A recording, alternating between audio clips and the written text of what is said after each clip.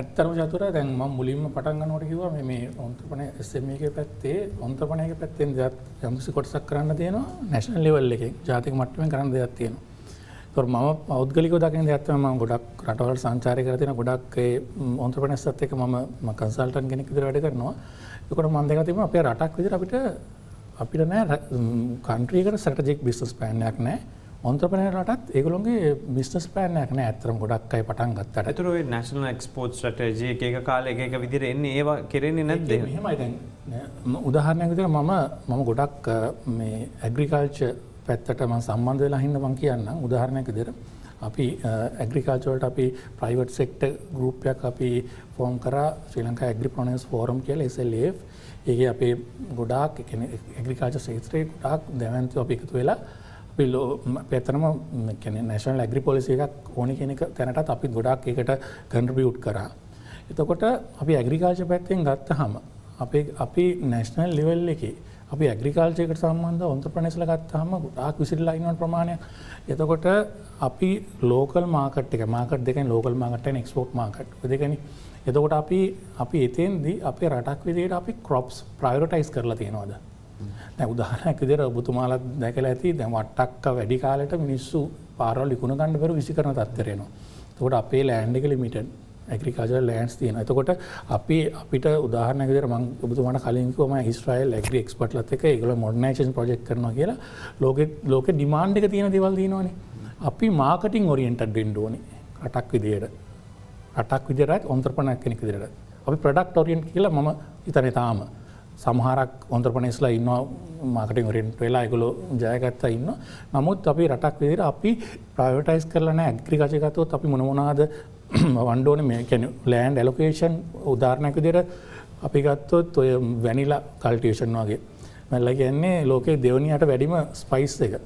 ඒක අපේ ඔය සෙන්ට්‍රල් ප්‍රොවින්ස් එකේ හොඳටම වවන්න පුළුවන්.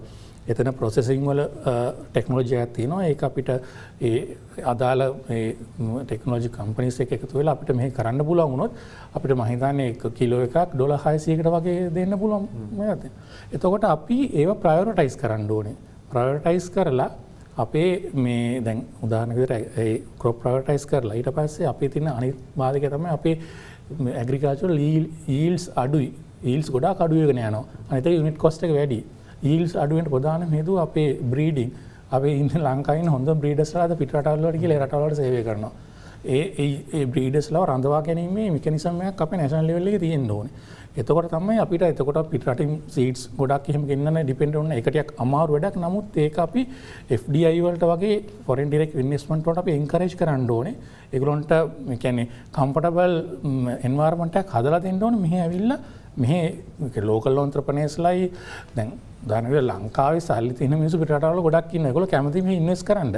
එතන අපේ ඒ එන්වයරන්මන්ට් එක අපි හදලා දෙනවා නම් එතකොට ඒ යීල්ඩ්ස් පැත්ත වැඩි කරන්න පුළුවන්. ඊට පස්සේ යුනිට් කොස්ට් එක ගත්තාම අපි අද ගොඩාක් ෆාමර්ස්ලා වැඩි ගමුකෝ වැඩි කියන්නේ වී ගොවි දැන ගත්තොත් මම හිතන්නේ 70%කට වැඩි ඉන්නේ පොඩි කියන්නේ අකර 5ට වගේ අඩු මේ ඉඩම් වල වගා කරන අය.